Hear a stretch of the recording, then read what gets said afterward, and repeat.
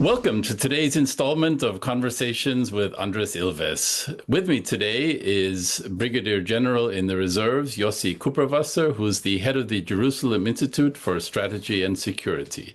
Welcome. Thank you for having me. So, Israel, Palestine, always in the news these days, lots going on, and it changes day to day. I want to go back to October 7th, 2023. And I want to start off by asking you, with your expertise and background in intelligence and so on, what went wrong? Was there something that Israel should have seen? Well, first of all, a lot of things went wrong, both in the intelligence and on the operational readiness and the general approach to the Gazan challenge. All of that was wrong, deeply wrong. In intelligence, I think that the basic problem was there was this assumption that, yes, Hamas is basically looking for ways to destroy Israel and get rid of the Jews here. But now they are in a period where they are pretty weak, and following the Guardian of the Wall operations 2 years earlier, they are unable to cause us any real harm, and they are now focused on making sure that they are going to stay in power and that they are going to be able to improve the living conditions of the Gaza population. And this was a complete misunderstanding of Hamas. And this led to this complacency when it comes to early warning signs that were coming from Gaza. It's not that we didn't know what was going on. We knew almost everything. We didn't know the date and the exact way they're going to act, although we did have the plan. We didn't know the exact way they're going to act. And we ignored that because we said to ourselves, well, they are deterred, they are weak. This is not what they're up to right now. So everything we see, we can give it an explanation. And this is something that is very common in intelligence, that you have these biases, the confirmation bias above everything else. Whatever comes in, if it's in line with what you think about the enemy, you attribute to it a lot of importance. Whatever comes in and it's in contradiction with what you think about the enemy, you say, no, that is not important. It's just nuisance and noise. And that's exactly what happened to all the people. The problem was that there was a groupthink. Everybody believed in that. There was no one. Well, there was maybe one or two exceptions, but in very low level that nobody heard, nobody paid any attention to. And this was a terrible intelligence mistake that in all walks of intelligence was so predominant that the ability to change their point of view during the night when the information, the decisive information came in was totally impossible. I always quote my successor, the successor of my successor of my successor of my successor, who said, to expect me to change my worldview about Hamas in the last hours before the attack is impossible. I couldn't make it. And even though I saw the information, I couldn't change my mind. I was convinced that Hamas is deterred. And it's painful because, you know, it could have been totally different. And now there's a question of are these people unfit for carrying this job? Maybe, I don't know. It's maybe it's something that has to do with the people that did it. Maybe it's something that has to do with the culture of intelligence, not enough openness, not enough understanding that there are these biases and you have to be aware of them and you have to take them into account when you make an assessment. Maybe it's the structure of the intelligence that was moving towards operational intelligence on the expense of strategic intelligence and early warning intelligence. We had many reasons for this failure, but the results are very clear. The results are very clear. It's terrible mistake that led to such strategic repercussions that's beyond imagination. The people that were involved in that when you speak with them and you listen to them, they understand they made a mistake. They don't run away from responsibility and even blame. But in my mind, they don't yet understand how deep and unbelievable their mistake was. Even now. Even now. You know, just a couple of days ago, there was a leak of a conversation between the former head of the intelligence, the commander of the intelligence at the time, General Khalifa, who spoke about what happened to him. And he repeatedly said, I'm responsible, I'm to blame. He said the right things. But you don't get the impression that he understands how deep and how terrible the repercussions were of this mistake. It's okay, I made a terrible mistake, I'm to blame, let's move on. It's I resigned. That's the way I translated my blame and responsibility to real action. So it's not that I didn't stick to my chair, but he didn't manage to convince anybody, I think, that he fully understands what happened. Does that mean it can happen again? Definitely it can happen again. Definitely it can happen again. Actually, it did happen several times since October 7th. We had many strategic intelligence mistakes.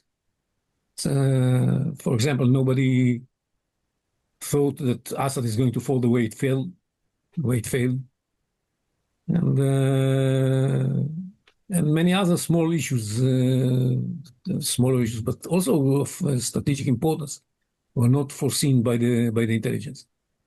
Intelligence is a very problematic thing, because to say something meaningful about the future is a very demanding mission.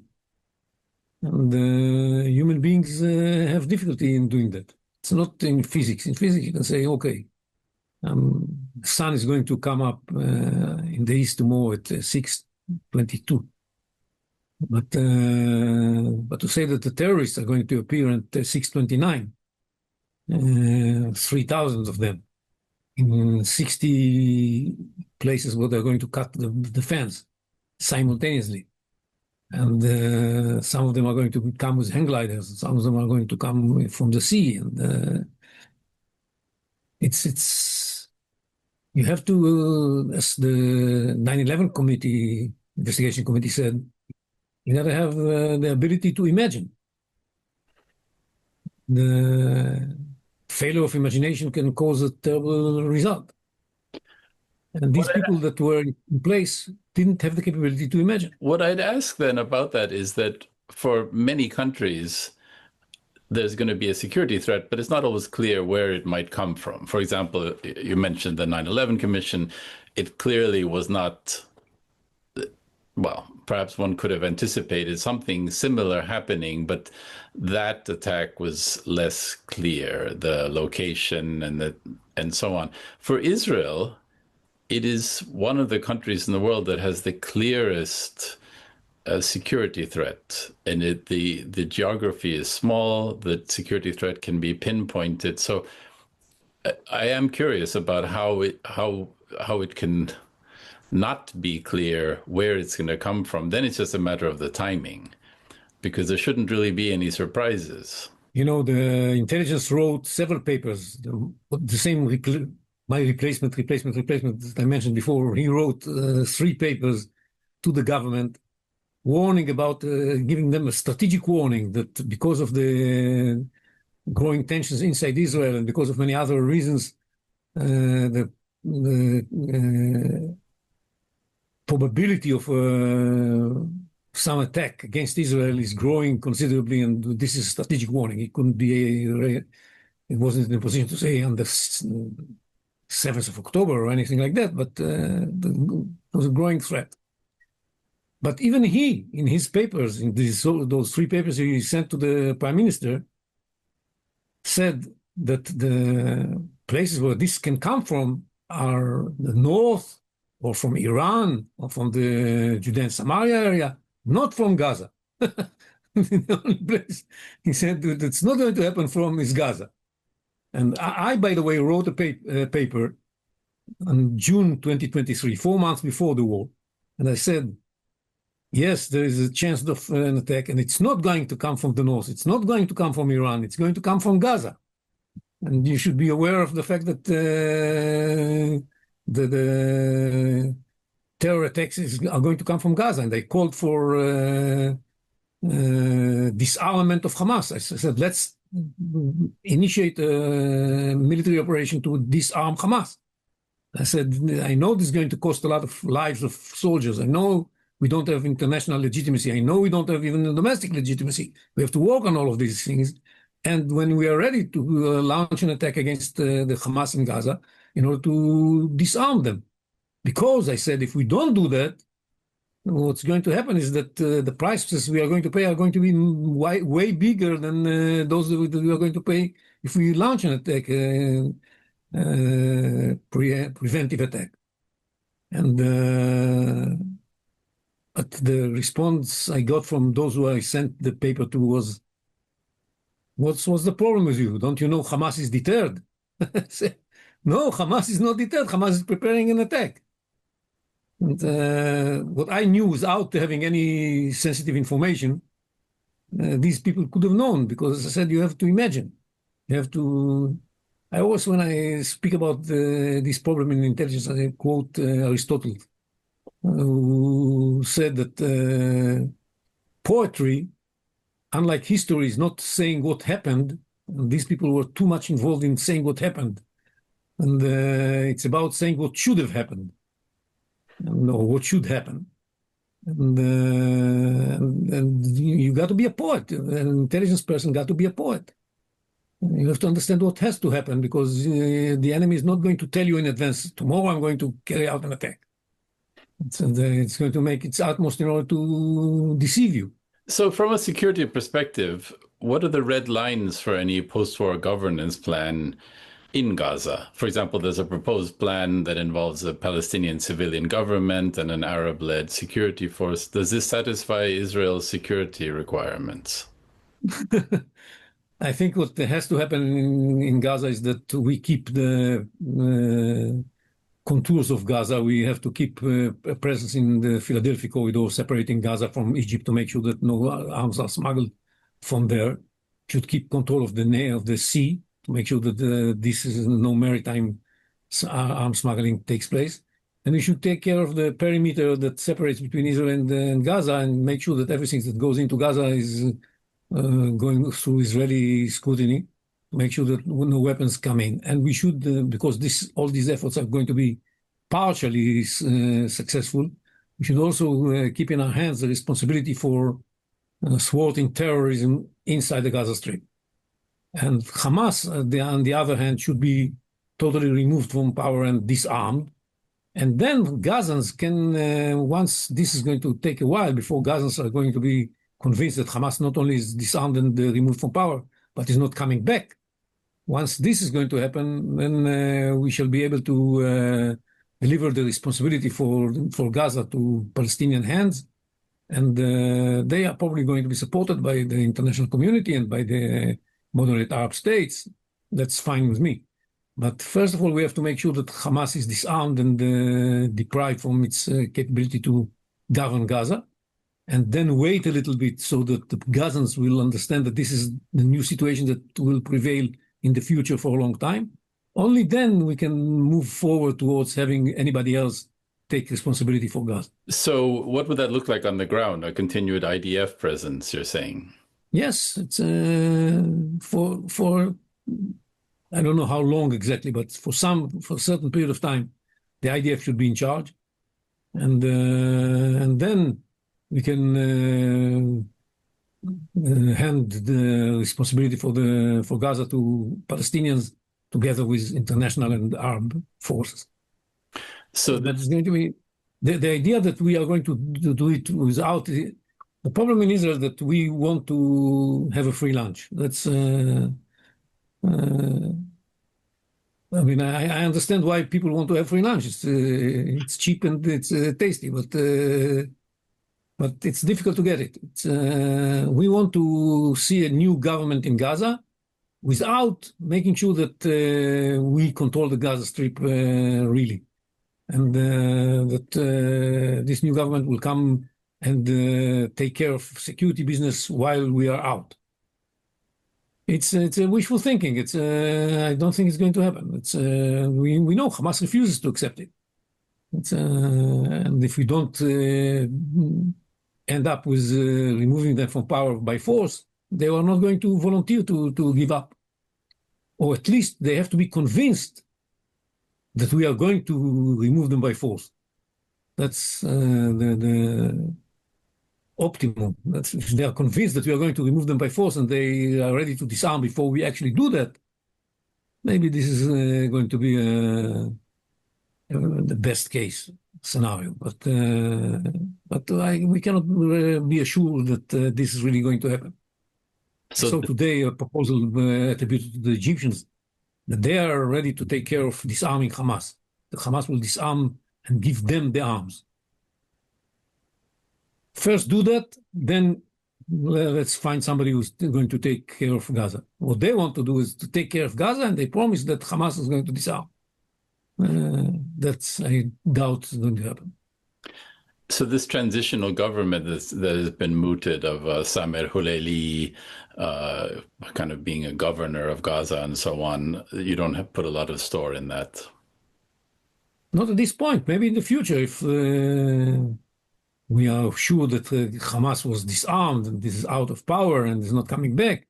Now the question is, who is the Palestinian guy that's going to take over as head of the administration, the Palestinian administration in Gaza? And all kinds of names can pop up at that point. Samir Khalayla is one of them. But he's probably not the only one. So one other issue is that we might think of regional government, not same person ruling over all of Gaza, but somebody ruling over the area of Rafah, somebody ruling over the area of Khan Yunis, somebody ruling over the area of the central refugee camps and the al-Balagh, somebody ruling over the area of Gaza, and somebody ruling over the northern parts. And who appoints them? So that they would not have national aspirations. And who would appoint them? This international body that is going to work with them is going to appoint them. As long as they are not Hamas, they have no terrorist past, they can assume that it would have to be approved by us, but we don't want to appoint them. You know, we talked about enemies, you mentioned Iran and so on. So can we talk a bit about Iran's proxies?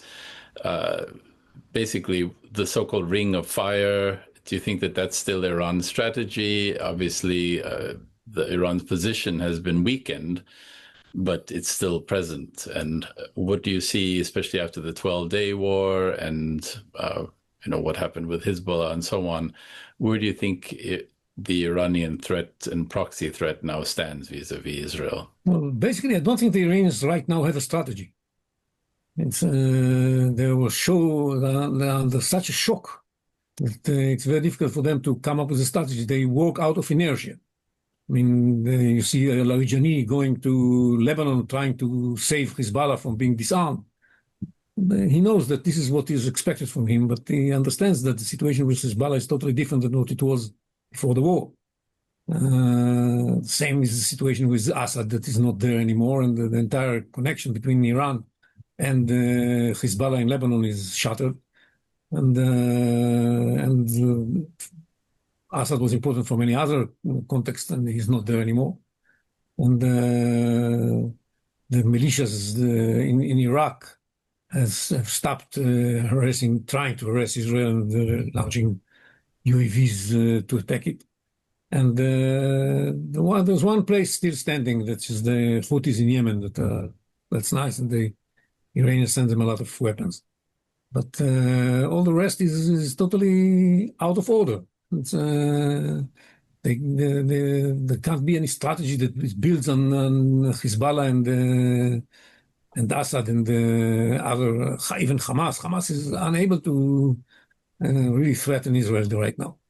So it's maybe once we withdraw, but at this point they can't. And And Iran itself is unable to actually resume the effort to equip itself with nuclear weapons. And even the missile production facilities are in bad shape.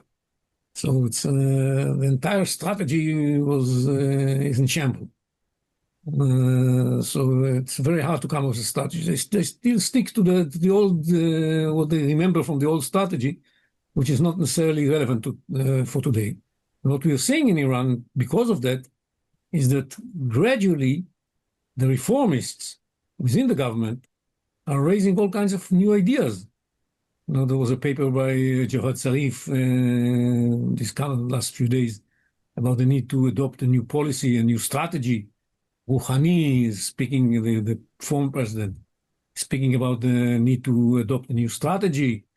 They understand that right now they actually don't have a strategy, and the old one is irrelevant, and you got to come up with a new strategy. And the conservatives, hardliners, are very unhappy with that, but what do they offer? What do they propose? Especially as their policy leads to even harsher sanctions, and the Europeans are considering the snapback of the sanctions the UN sanctions that they can put back in place. And the Americans are putting harsher measures in place to make sure that Iran cannot export oil to China. And there is no water and no electricity. The situation in Iran is terrible. And that's why the so-called reformists ask for changes. Because the people understand that the hardliners' line is not doing any good. And it's a very interesting period in Iran. We had dreams about this leading to some sort of a reshuffling regime. It's not going to happen probably because the Iranians are too afraid to try and do something like that. But what we can expect is some changes within the regime. But moderates are going to have bigger say in what's going to happen, and bigger attention from the supreme leader, who may understand that there need to be a change. The litmus test for that is going to be whether they're going to stick to their demand that they are going to be allowed to enrich uranium in future agreements with the United States or IAEA, or whether they're going to give it up. If they're going to give it up, it means that they have realized that they need to change the strategy. So far, they haven't done it. So there's a possibility, people are saying, that Iranian weapons are now being smuggled to Lebanon via Iraq and Syria. You don't put much store in that? No, it might be. We see the effort of Hezbollah to rearm and to regroup. And some weapons are probably being smuggled. But it's not the same magnitude of stream of weapons that we had in the past through Syria, where everything came and was moved to Hezbollah. It's much more difficult. And maybe some of it makes its way to Hezbollah, but it's not of the same stuff. And another thing that happened that changed the equation dramatically was the way of action of Israel in Lebanon. Before 7th of October, we were very cautious not to carry out any activities in Lebanon. If we wanted to thwart arms shipments from Iran to Hezbollah, we took action when they were still traveling in Syria. Today, we allow ourselves to, because of the agreement we have with Lebanon, to take action against any attempt of Hezbollah to rearm, especially to redeploy in the south. When we don't hesitate taking action. We already eliminated more than 250 activists of Hezbollah since the ceasefire. So we do not hesitate, and the fact that we had to eliminate all of these activists tells you a lot about how determined Hezbollah is to rearm and redeploy in the south. Most of those we took care of were Hezbollah operatives that were underway to the south or reached the south, in spite of the fact that according to the agreement, they're not supposed to be there. We live in a time of great change. Obviously, there's been this dramatic change in Syria. The situation, as you said, with Iran may have changed quite a bit in terms of the strength of the hardliners and, who knows, the longevity of the regime and so on. Where do you think this is all headed for Israel, with all the changes happening around it regionally, everything from the Abraham Accords to changes, as I mentioned, right next door in Syria and so on? How do you think Israel is going to cope with the changing security situation around it? Well, Israel is under the impression that in order to free itself from the other challenges that it has to face, it has first to deal with Gaza. We have to finish the job in Gaza. We have to release the hostages that constitute an enormous burden on our ability to move to other places, and to defeat Hamas and make sure that everybody in the region, especially every Palestinian, especially those Palestinians living in Gaza, knows that the 7th of October was a terrible mistake done by Hamas that distanced the Palestinians from having their national aspirations fulfilled, and that cost them a lot of pain. It already cost them a lot of pain, but they have to know that this was in vain. Because they're ready to pay a high price if they get something in return. They shouldn't get anything in return for this 7th of October massacre. So that's one thing that we have to finish. It's a job that has to be finished. Once we do that, I think that we can focus on translating the changes we have managed together with the Americans build in the region into better strategic situation for everybody in the Middle East. And for that, we can dream of all kinds of security arrangements with our neighbors that may later on be translated into some gradual normalization of relations with them, maybe ending up with diplomatic relationships. It can be done with Syria, it can be done with Lebanon. Of course, it can be done with the rest of the Gulf states that were not part of the Abraham Accord at the time, especially Saudi Arabia and Oman. And that's, I think, the direction that we should take once we finish the job in Gaza. And it's not only the Middle East, it's changes are happening around the globe. So it's, we'll see how they impact the Middle Eastern situation, because I don't know to what extent the efforts of Trump to bring about an end to the Ukraine-Russia war are going to be successful. But if he manages to do that, then the winds of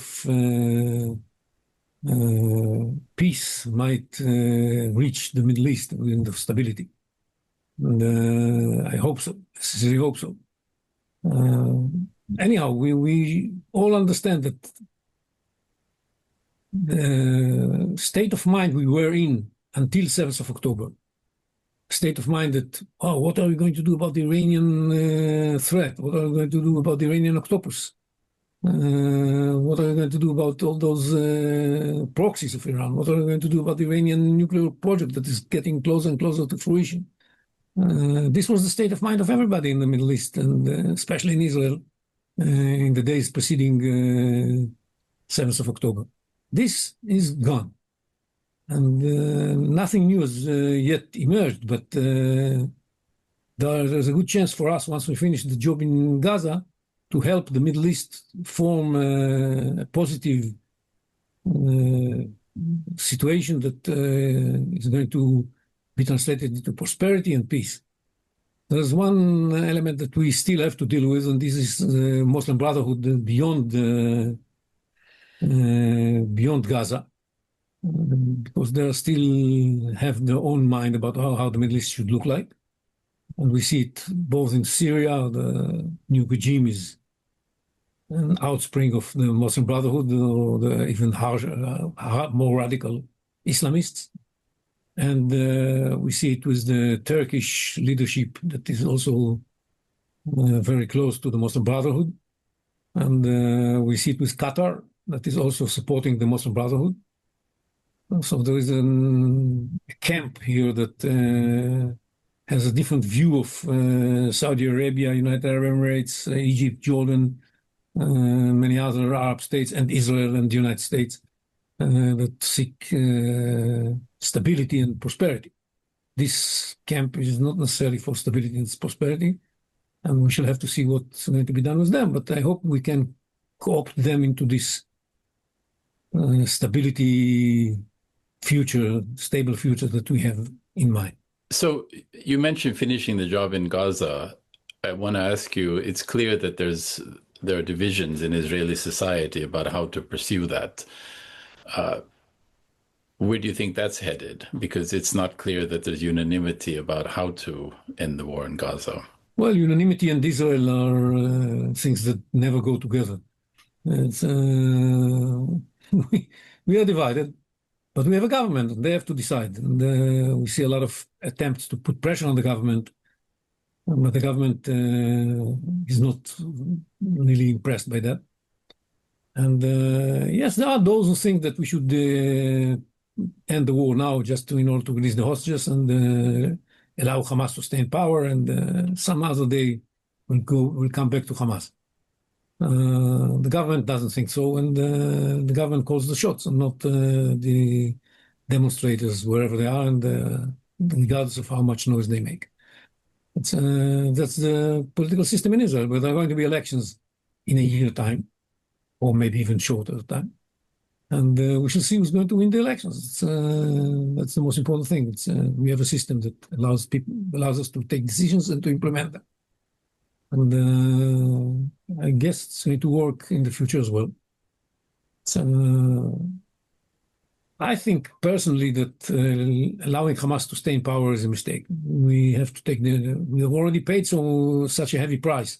Let's at least get what we want and remove Hamas from power and build an opportunity for the Palestinians too to enjoy this new regional situation, and maybe under different leadership with a different narrative, knowing that the narrative of destroying Israel and getting rid of it and replacing it with Palestine from the river to the sea is a dream that should remain only a dream. Once they have a leadership that understands that, we can move forward towards having peace with the Palestinians as well. And I hope that after we take care of Gaza, the people of the Middle East will understand that